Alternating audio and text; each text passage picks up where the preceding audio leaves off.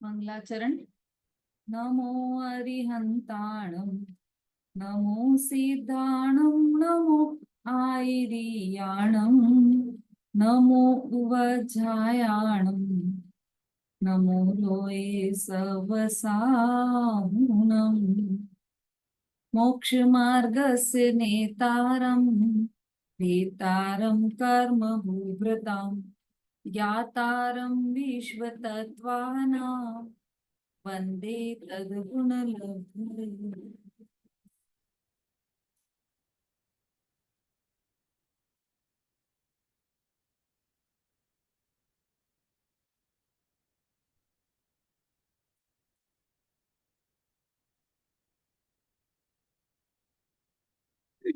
तत्वार्थ सूत्र जी ग्रंथ है जिसका दूसरा अध्याय चल रहा है।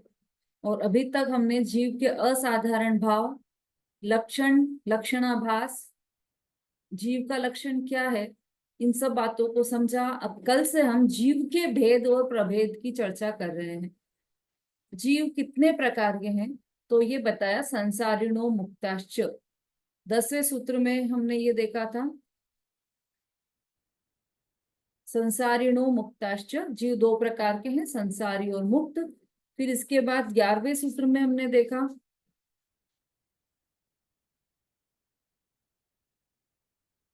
संसारी जीव कितने प्रकार के हैं, तो उसके लिए बताया कि सेनी और असेनी, इस तरह से समनस्क और अमनस्क, इस तरह से दो प्रकार के संसारी जीव हैं। और फिर 12वें सूत्र में बताया कि जो संसारी जीव है उनको दूसरी प्रकार से भी दो प्रकार के हैं। वह तो कैसे, तो संसारिण त्रस स्थावरः, संसारी जीव त्रस और स्थावर की अपेक्षा से दो प्रकार के हैं। अब इसमें ये जो 11वां और 12वां सूत्र है, इसमें 12वें सूत्र में जो संसारी नस त्रस स्थावरा लिखा है, तो वो संसारी शब्द मध्य दीपक समझिए उसको आप। मतलब वो 11वें सूत्र में भी लगेगा और 12वें सूत्र में भी लगेगा। तो जो समनस्का अमनस्का वाला जो सूत्र है, उसमें भी ये भेद संसारी जीव की अपेक्षा से है, और त्रस और स्थावर ये भेद भी संसारी जीव की अपेक्षा से है। तो ये संसारी शब्द मध्य दीपक की तरह है, मतलब दोनों को ही प्रकाशित कर रहा है, 11वें सूत्र को भी और 12वें सूत्र को भी। तो इस तरह से हमने यह 10वां, 11वां और 12वां सूत्र देखा था।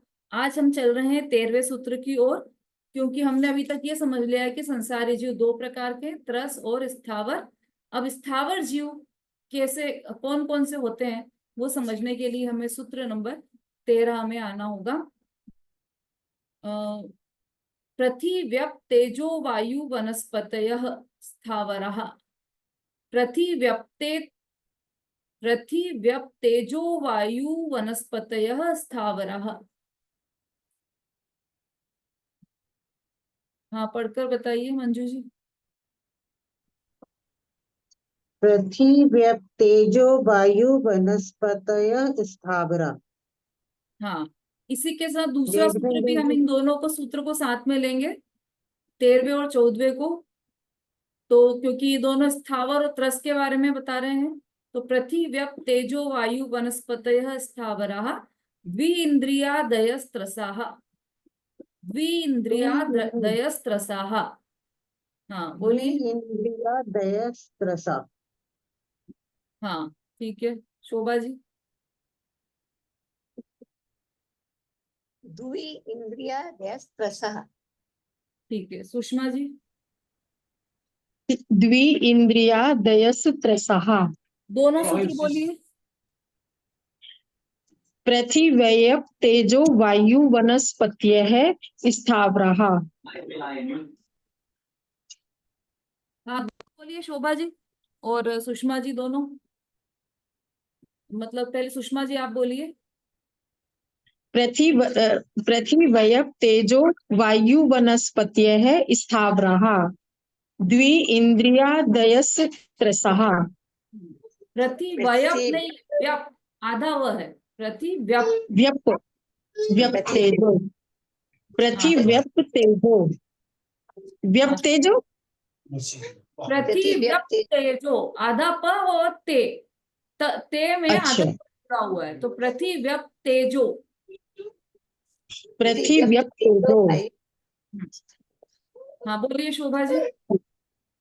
प्रतिव्यक्ति तेजो वायु वनस्पत्याः स्थावरः द्वि इंद्रिया दस प्रसा द्वि इंद्रिया दयस त्रसः। द्वि इंद्रिया दयस प्रसा। ठीक है। रंजना जी।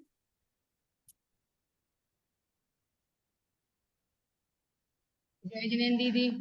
हम्म पृथ्वी तेजो वायु वनस्पत्या स्थावरः द्वि इंद्रिया दयस्त्रसः।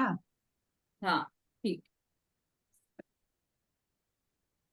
चलिए हाँ सब प्रैक्टिस कीजिएगा घर पर। ये दो है 13वां और 14वां सूत्र, इसको हम समझ लेते हैं अभी। इसका सामान्य अर्थ है पहले वाले सूत्र का, 13वें सूत्र का।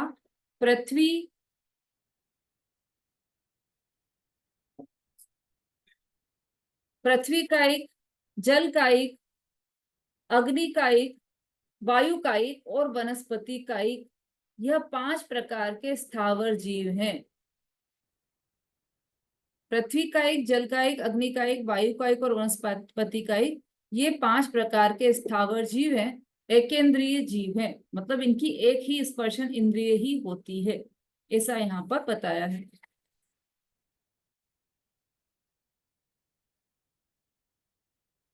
अब इसी से जुड़ा हुआ जो द्वि इंद्रिया दयस त्रसा है, उसका भी सामान्य अर्थ देख लेते हैं। 2 इंद्रिय आदि जीव त्रस जीव हैं। ये सब होगा स्थावर, और 2 इंद्रिय आदि जीव त्रस जीव हैं। स्थावर कौन से हो गए? जो एक इंद्रिय वाले हैं। वो कौन से हैं? तो पृथ्वी का एक, जल का एक, अग्नि का एक, वायु का एक और वनस्पति का एक, ये सभी जीव एक इंद्रिय हैं और स्थावर हैं। और जो बच गए, कौन से बच गए? 2 इंद्रिय आदि सभी जीव त्रस जीव हैं, मतलब 2 इंद्रिय से लेकर संगी पंचेंद्रिय तक के सभी जीव त्रस जीव हैं। अब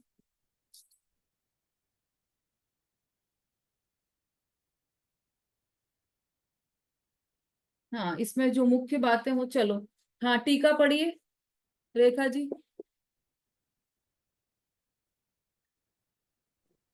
जय जिनेन्द्र दीदी। आत्मा ज्ञान स्वभाव है, किंतु जब उसे अपनी वर्तमान योग्यता के कारण एक स्पर्श इंद्रिय के द्वारा ज्ञान कर सकने योग्य विकास होता है, तब पृथ्वी, जल, अग्नि, वायु और वनस्पति रूप में परिणमित रजकणों के द्वारा बने हुए जड़ शरीर का संयोग होता है। दूसरा, पृथ्वी पढ़ू। हाँ अभी पहले इसको समझ लेते हैं अपन शॉर्ट में। देखो आत्मा तो ज्ञान स्वभाव है। कितना ज्ञान है आत्मा में? अनंत। ये अनंत ज्ञान है। हाँ अनंत है, जिसका कोई अंत नहीं हो, इतना ज्ञान है ना। इसीलिए तो वो जब जो सिद्ध भगवान है वो 3 लोक और तीनों कालों को एक साथ जानते हैं, क्योंकि अनंत अनंत ज्ञान है। ज्ञान बेहद ज्ञान है उनके पास, जिस ज्ञान की कोई हद नहीं है, इतना ज्ञान है। और हमारे पास कितना ज्ञान है? और एकेंद्रीय जीवों के पास कितना ज्ञान है? तो हमें ऐसा लगता है कि भगवान के पास तो बहुत ज्ञान है, वो तीनों लोकों और तीनों कालों को सबको जानते हैं, सबके मन की बात जानते हैं, आगे क्या होने वाला है वो भी जानते हैं, पीछे क्या क्या हो गया है, किस किस तरह से हो गया है, वो सब जानते हैं। लेकिन हमारे पास तो बिल्कुल भी ज्ञान नहीं। हमें तो यही नहीं पता है कि कल क्या होने वाला है, यही नहीं पता है कि 1 घंटे बाद क्या होने वाला है। तो हमारे पास तो बहुत कम ज्ञान है। और चलो हमारे पास तो फिर भी इतना ज्ञान है कि हम पाठशाला में आ रहे हैं, जो पढ़ा रहे हैं वो समझ रहे हैं, सुन रहे हैं। लेकिन जो पृथ्वी, जल, अग्नि, वायु, ये सब चीजें हैं, इनके पास कितना ज्ञान? हमें लगता है इनके पास तो ज्ञान ही नहीं है। वायु क्या जानती है? अग्नि क्या जानती है? जल क्या जानता है? ऐसा लगता है ना हमें। लेकिन ये सब भी अनंत ज्ञान के भंडार हैं, अनंत ज्ञान के स्वामी हैं। जैसे स्वामी सिद्ध भगवान है अनंत ज्ञान के, वैसे ही इन सब के पास भी अनंत ज्ञान है। फिर क्या हुआ कि अभी जो पर्याय है, वर्तमान पर्याय की इतनी ही योग्यता है कि उनकी केवल एक स्पर्शन इंद्रिय जितना ही ज्ञान हुआ है, उतना ही ज्ञान का उनका विकास हुआ है। इसलिए पृथ्वी, जल, अग्नि, वायु और वनस्पति रूप में परिणमित उद्गल स्कंदों के द्वारा बने हुए जल शरीर का संयोग होता है। और बाहर में भी उनका संयोग कैसा है कि अग्नि ही जिसका शरीर है उसे अग्नि का एक जीव कहते हैं। ऐसा मतलब अग्नि रूप शरीर है उसका, वो जीव है। अग्नि जो है वह जीव है, उसका जो शरीर है वह अग्नि रूप है। तो वह और वो कैसा है, अग्नि कैसी है, तो पुद्गल स्कंदों से बनी हुई है, जीव नहीं है उसके। जैसे ये शरीर है ना, ये शरीर तो जीव नहीं है, लेकिन इसके अंदर जीव है। मैं तो जीव हूं और मेरे साथ जो संयोग में है वो शरीर है। ऐसे ही अग्नि के अंदर भी जो अग्नि रूप तो उसका शरीर है, पर उसके अंदर वो जीव भी है। दोनों है वहां पर, पुद्गल भी है और जीव भी है। हाँ, अगला पढ़िए। पृथ्वी, जल, अग्नि और वायुकायिक जीवों के शरीर का नाप अंगुल के असंख्यात भाग प्रमाण है, इसीलिए वह दिखाई नहीं देता। हम उसके समूह को देख सकते हैं। पानी की प्रत्येक बूंद में बहुत से जलकायिक जीवों का समूह है। सूक्ष्म दर्शक यंत्र के द्वारा पानी में जो सूक्ष्म जीव देखे जाते हैं वे जलकायिक नहीं किंतु त्रस जीव हैं। हाँ, देखो विज्ञान ने की तरक्की कर ली ना, सूक्ष्म दृष्टि से देख लिया तो हमें पता चल गया कि जीव, पानी की एक बूंद में अनंत जीव है या 36,450 जीव है। ये वैज्ञानिकों ने अभी ये ढूंढा है, ये शोध की है कि एक बूंद अनछने पानी में 36,450 जीव है ना। लेकिन जिनवाणी में तो कब से लिखी हुई है जिनवाणी, और उसमें कब से कहा हुआ है कि एक बूंद अनछने जल में असंख्यात जीव हैं। 36,450 नहीं, असंख्यात जीव है। 36,450 तो वैज्ञानिकों को दिखे हैं।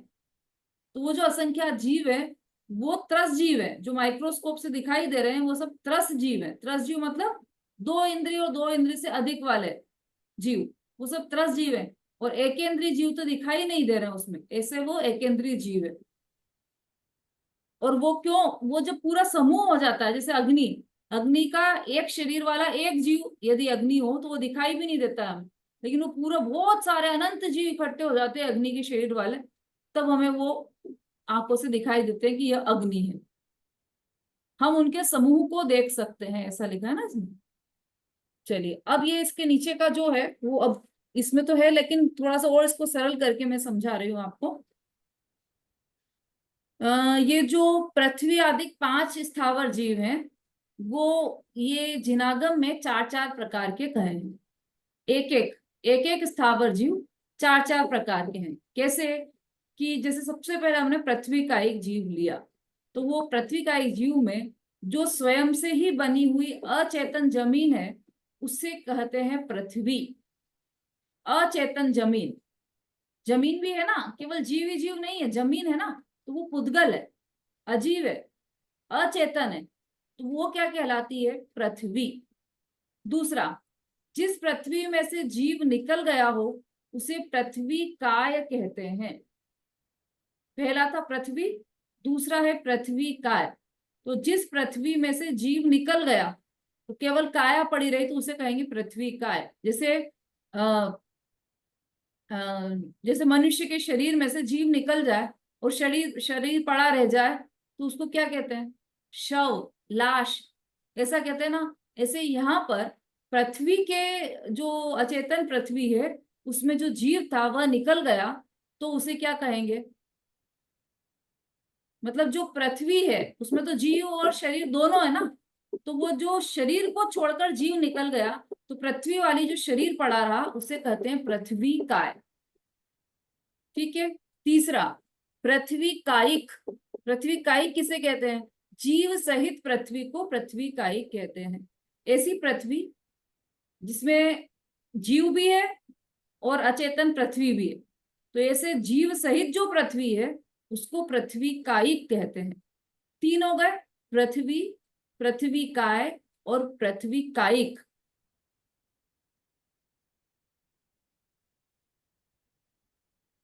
चौथा, पृथ्वी।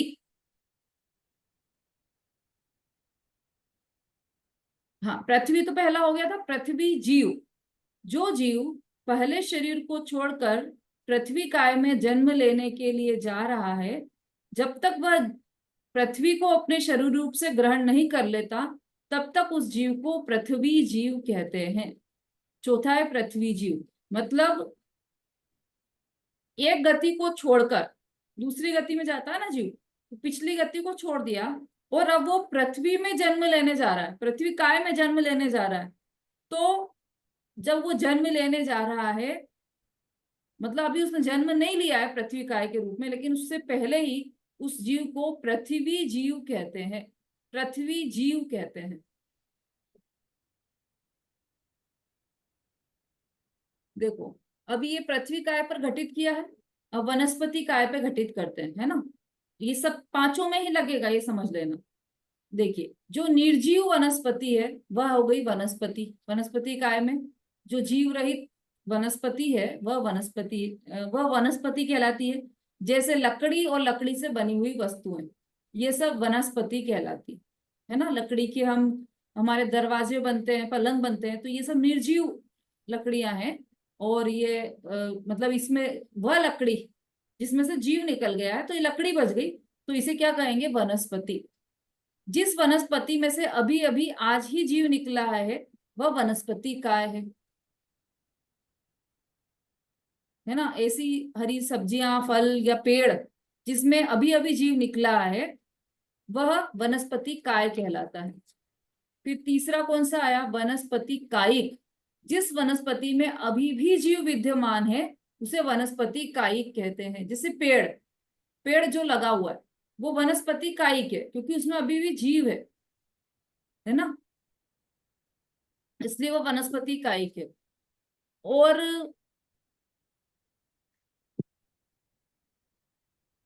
जो जीव पहले शरीर को छोड़कर वनस्पति काय में जन्म लेने जा रहा है, जब तक वह वनस्पति को अपने शरीर रूप में ग्रहण नहीं कर लेता तब तक वह जीव वनस्पति जीव है।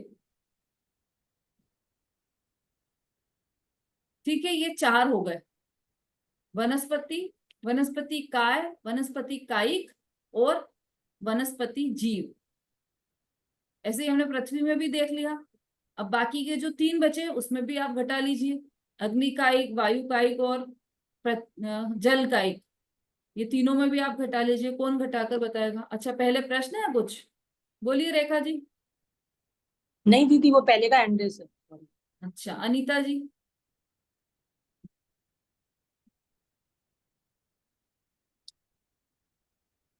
मंजू जी। दीदी मुझे समझ में नहीं आ रहा अभी। 4 पॉइंट है ना, पृथ्वी कायिक के 4 पॉइंट्स बताए। अनीता जी आपका क्या प्रश्न है? दीदी हम लोग बुक्स नहीं छू सकते, अभी कोई एक्सपायर हो गया तो हम केवल पढ़ ही रहे हैं, तो थोड़ा सा नॉलेज। हाँ तो प्रश्न क्या है? प्रश्न ये है कि ये पढ़ सकते हैं क्या हम लोग, जैसे आपसे आप बोल रहे हो हम पढ़ सकते हैं क्या इस समय? अच्छा सूतक लगा है ना। हाँ सूतक लगा है तो आप पढ़ तो सकते हैं ना। हाँ जिनवाणी मत छूइए, और वो पीडीएफ खोल लीजिए, आप उसमें से पढ़ सकते हैं। आप जैसे बोल रहे हो सुन सकते हैं, मतलब पढ़ सकते हैं। हाँ ठीक है। शोभा जी। जैसे ये दीदी पहला वाला पॉइंट है कि जहाँ चेतन श्वास, इसमें जो पृथ्वी दी है तो जैसे जल में घटाएंगे तो जल तो पूरा बोलते हैं ना कि जल मतलब जल का एक ही जीव है, उसमें त्रसी जीव है, तो फिर उसको हाँ। कैसे घटाएंगे? हाँ मतलब जल में से भी जीव कब निकलेगा? जल तो खुद ही बोलते जीव ही है उसको पूरा। जीव तो है लेकिन वो जल की जो काया है ना उसको जल कहते हैं। तो जैसे उसमें से अलग हुआ तो बोलते जल का ही हो गया, मतलब जैसे उस मर गया निकल के तो जल काय हो गया। हाँ तो है ना, पर जो जैसे सामान्य बताया, जो पहला वाला पॉइंट है कि सिर्फ पर पृथ्वी है सामान्य, तो जल हाँ। सामान्य कब होएगा? सामान्य जल कब होएगा? हाँ अच्छा प्रश्न है आपका। देखो जो पहला पॉइंट है उसमें तो वो जो जो स्वयं से ही बनी हुई अचेतन जमीन है उसे पृथ्वी कहा है ना। तो वो मतलब हाँ पृथ्वी की जो काया है उसको पृथ्वी कहा है। ऐसे जल की जो काया है उसको जल कहा है। उसके जल के अंदर तो जीव है अभी भी, लेकिन वो जो जल है उसको जल कहते हैं। जैसे उसको पृथ्वी कहा है ना, अभी उसमें जीव है तब भी उसको पृथ्वी कहा है। किसको कहा है? कि जो जीव काया नहीं, है उसकी, नहीं, जीव सहित जो पृथ्वी है, उस समय उस पृथ्वी की काया को पृथ्वी कहते हैं। अच्छा, ठीक है, जीव से। देखो इसमें अगर और सरल से दिया हो तो वो भी पढ़ लेते हैं अपन। आप पढ़िए इसको, मंजू जी पढ़िए, ये तीसरे नंबर का पॉइंट।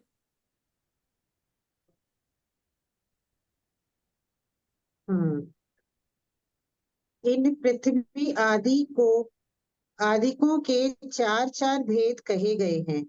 जहाँ अचेतन स्वभाव सिद्ध परिणाम से रचित अपने कठिनता गुण सहित जड़पना से पृथ्वी काय नाम कर्म के उदय न होने पर भी प्रथम यानी फैलाव आदि से युक्त है, वह पृथ्वी है या पृथ्वी सामान्य है। हाँ देखो, इसमें आ गया ना उत्तर आपका।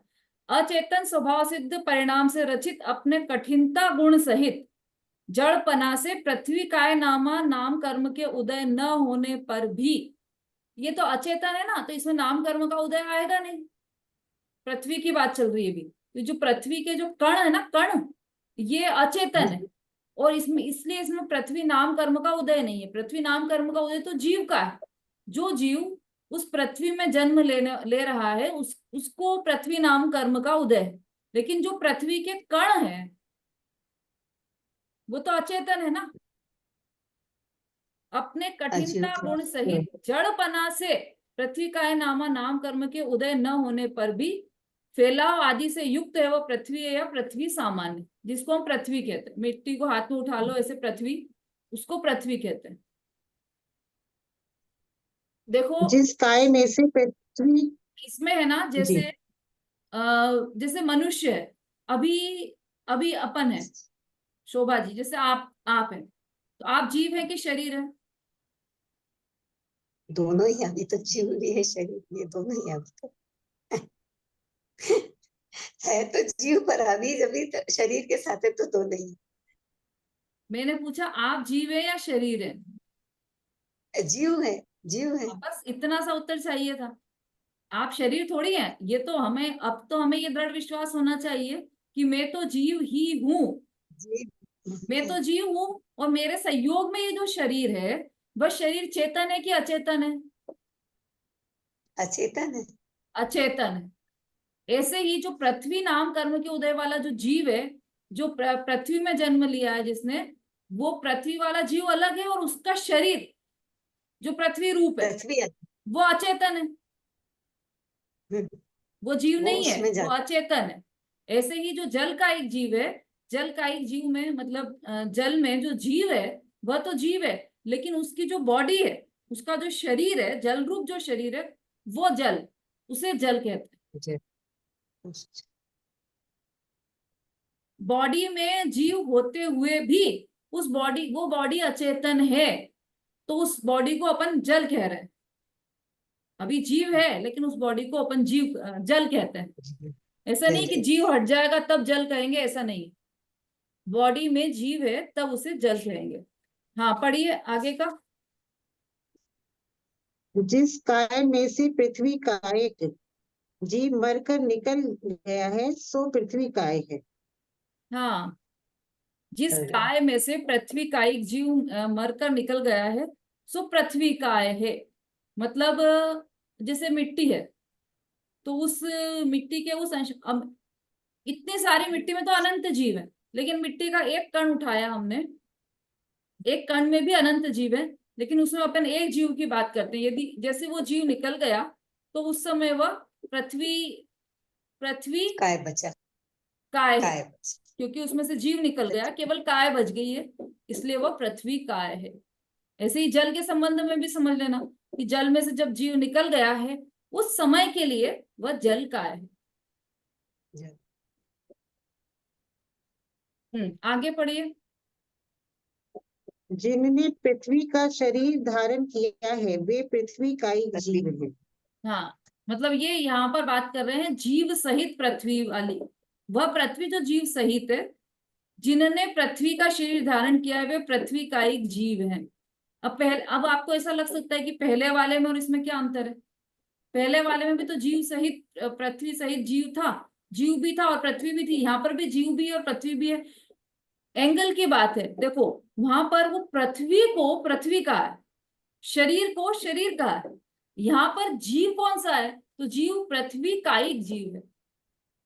जैसे मनुष्य शरीर में, ये शरीर तो शरीर है ना, लेकिन जो मनुष्य नाम कर्म का जीव है, तो नाम कर्म का उदय किसको आया? जीव को आया, शरीर को तो नहीं आया। तो मनुष्य नाम कर्म का जो जीव है, तो वह जीव मनुष्य नाम कर्म वाला है।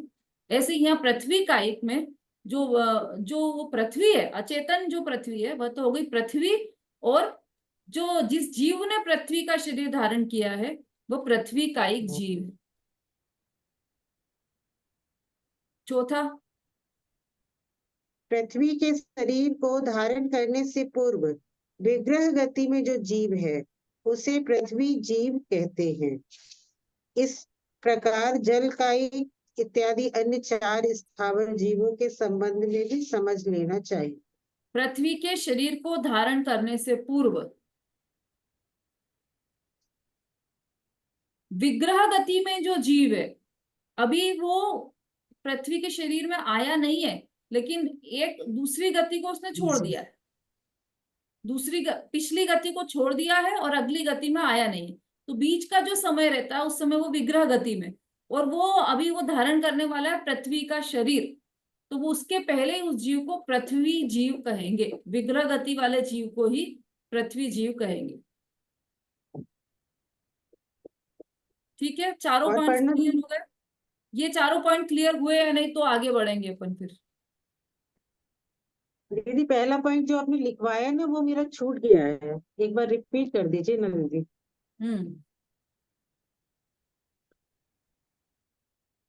शोभा जी, हो गए चारों पॉइंट क्लियर? दीदी 3 तो क्लियर हो गए, पहला वाला तो अभी भी मेरे ज्यादा समझ में नहीं आया। पहले 3 तो बिल्कुल क्लियर हो गए कि जीव निकल गया है तो वो पृथ्वी काय हो गया है, और जो शरीर धारण किया तो पृथ्वी काय थे, और जो विग्रह गति में है तो उनको पृथ्वी कहते हैं। पृथ्वी जीव, पृथ्वी जीव, पृथ्वी जीव कहते हैं, पृथ्वी जीव कहते हैं। हाँ। ये 3 तो पॉइंट अच्छे से समझ में आ गए। सबसे सरल जो पहला पॉइंट है वो ये है कि पृथ्वी किसे कहते हैं। अभी हम अब वहां जाओ और वो मिट्टी उठा लो तो ये क्या है? ये पृथ्वी है। ये पृथ्वी, उसमें जीव तो है पर उसको पृथ्वी बोलेंगे। हाँ, पृथ्वी बोलते ही हैं अपन उसको। हाँ। उसके शरीर को पृथ्वी बोल रहे हैं ना, उसके जीव को तो वो पृथ्वी का ही हो गया जीव, तो उसके शरीर को पृथ्वी बोलेंगे। यानी सामान्य से पृथ्वी बोला गया है कि ये सामान्य पृथ्वी है। बिल्कुल बिल्कुल सामान्य, सामान्य है ना। देखो इसमें शब्द भी लिया है, पृथ्वी सामान्य है पहले पृथ्वी सामान्य। हाँ।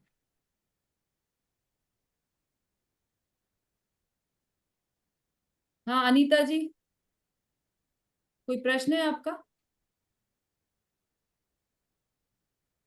हाँ कुंद प्रभा जी आप बोलिए।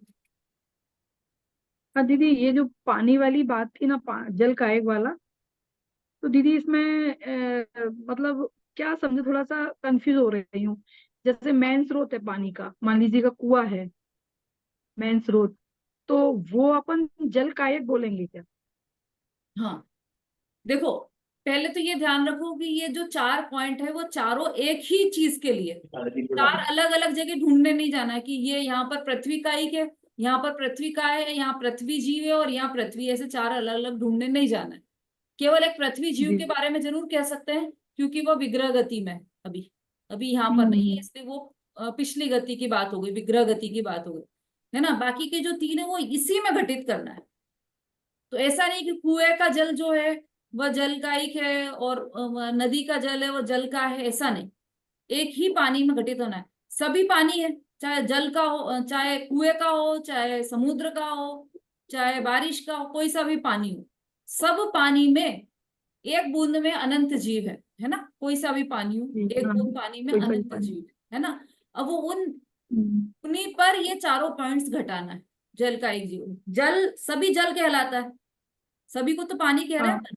पानी का या पानी जल कह रहे का हैं। एक ही बात है। तो कुएं का जल भी जल है, और क्या होता है, बोरिंग का जल भी जल है, नल का जल भी जल है, सब जल जल ही है। जल को लेने हाँ के बाद हाँ, किसको बोलना है? मैं बोल रही थी, जल को जैसे छान लिया तो उसमें से तो जीव निकल जाते हैं फिर। हाँ, तो निकल जो जाते। जल त्रसजीव निकलते स्थावर निकलते। हाँ त्रस हाँ जीव निकलेंगे, उसके अंदर से स्थावर नहीं निकलेंगे, तो हम्म वो क्या कहलाएगा फिर? हाँ, देखो त्रस जीव के लिए तो अलग बात हो गई यहाँ पर। ये अभी देखो, इसमें देखा था ना अपन ने कि सूक्ष्म दृष्टि से जो हमने देखा जल को, एक बूंद को, तो उसमें अनंत जीव दिखाई हम्म। दिए। सूक्ष्म दृष्टि से 36,450 दिखाई दिए। वो सब तो त्रस जीव है। और छानने के बाद वो जीव निकल गए, उसकी भी मर्यादा है। ऐसा नहीं कि एक बार छानने के बाद वो निकले हुए ही रहेंगे, फिर नहीं से नहीं, उत्पन्न हो अकल जाते। लटकी।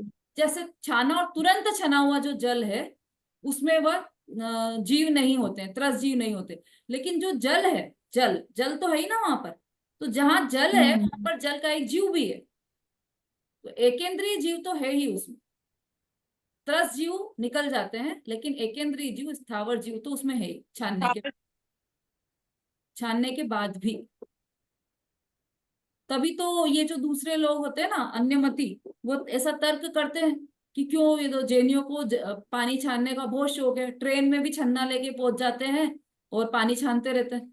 और तो तुम क्यों रात्रि भोजन क्यों नहीं करते? आलू खाने से क्या होता है कि आलू खाने से तो बहुत जीवों की हिंसा होती है। तो तुम फिर हवा भी मत लिया करो, ऑक्सीजन में भी जीव अंदर जाते हैं, तो वो भी मत खाया करो। और पानी पानी पीते हो तो उसमें भी जीव रहते हैं, तो वो भी मत किया करो, पानी भी मत किया करो। एक एक बूंद में हवा में चारों तरफ जीव फैले हुए हैं, तो सांस लोगे तो कितने जीव अंदर जा रहे हैं, सबकी हिंसा हो रही। तो ये हिंसा तो कर ही रहे हो ना, तो फिर आलू ही खा लो, फिर क्या फर्क पड़ रहा है, हिंसा तो तुम कर ही रहे हो। ये कुतर्क दिया जाता है, तर्क नहीं है, ये कुतर्क है।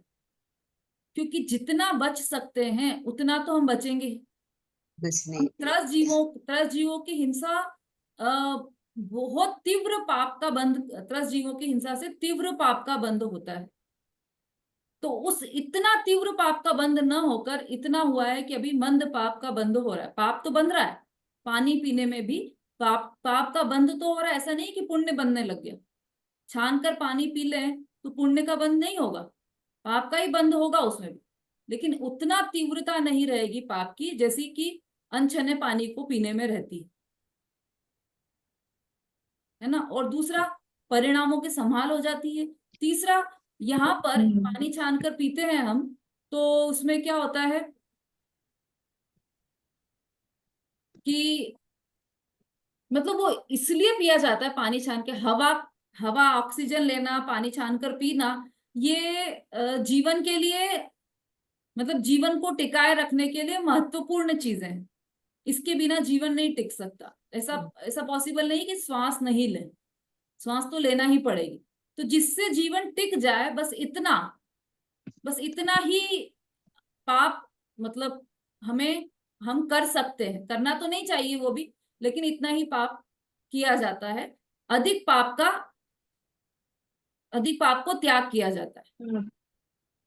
मतलब उत्तरोत्तर है इसमें। ऐसा नहीं कि इतना तो, जब हिंसा कर ही रहा है तो फिर सभी हिंसा कर लो। तो जो नहीं, उनसे ऐसा अपन नहीं है। तर्क कर सकते हैं ना, कि जब तुम कह रहे हो कि आलू आलू खा सकते हैं, तो फिर ऐसे तो तुम ये भी कह दो कि फिर तो तुम बकरा भी खा सकते हो। जब आलू की हिंसा कर रहे हो तो फिर हम बकरा भी खाएंगे। धीरे धीरे ये तर्क निकल जाएगा। तो इसलिए ये तर्क मान्य नहीं है कि जब हम हवा खा रहे हैं, जब हम पानी पी रहे हैं, तो फिर हम आलू भी खा सकते हैं। ये तर्क बिल्कुल भी मान्य नहीं है। क्योंकि पाप और पुण्य उत्तरोत्तर होते हैं, उनमें डिग्री लागू पड़ती है। कितनी डिग्री का पाप किया है, हम्म। कम डिग्री का पाप। ऐसा नहीं कि पाप नहीं तो बिल्कुल नहीं, पुण्य पुण्य नहीं तो बिल्कुल नहीं, ऐसा नहीं होता है। उसमें डिग्री। ऐसा नहीं है। और सारा यहाँ पर जितनी भी बात है, सब परिणामों की बात। और परिणामों में हम देख चुके हैं, छडाला में भी पढ़ चुके हैं, यत्नाचार सहित प्रवृत्ति, वह उसमें पाप बंध नहीं होता। नहीं अपना। और अयत्नाचार से कार्य करेंगे तो उसमें पाप का बंध होता है। उसमें भी मूल में तो अभिप्राय रहता है। मिथ्यात्व, अविरति, प्रमाद, कषाय, योग, ये है बंध के कारण। आयु। ये अपन सब देख चुके हैं छडाला में, तो इसका विषय का बहुत विस्तार है। तो उस जगह नहीं जाते हुए अपन इसी विषय पर आते हैं वापस अपने। तो ये 4 पॉइंट्स हैं। अब ये बाकी के 3 स्थावर जीवों में घटाकर बताना है। हाँ सुलेखा जी, क्या प्रश्न है आपका? जय जिन दीदी, हम्म। आरओ को पानी हिंसा होती है, उसमें आरओ को पानी नहीं पीना चाहिए। हम्म। हाँ, देखो अब ये चर्चा निकल पड़ी। आरओ का पानी में भी बिल्कुल पूरी हिंसा है, जैसा अनछने जल में हिंसा है वैसा ही है। बस यदि छना अब तो हुआ सब जल में जगह आरओ ही दीदी, सब जगह आरओ चल रहे हैं अब तो। तो चल रहा है तो गलत नहीं है, ऐसा किसने कहा? बहुत चीजें गलत चल रही तो वो भी गलत ही है। अब आरओ चल रहे हैं तो पानी तो ऐसा नहीं कि आरओ का पानी तो शुद्ध हो गया, ऐसा भी नहीं है। पानी तो छना हुआ ही जैसे शुद्ध होता है और मर्यादा वाला ही शुद्ध होता है। सब करने लग जाएंगे तो वह सही हो जाएगा, ऐसा बिल्कुल भी नहीं।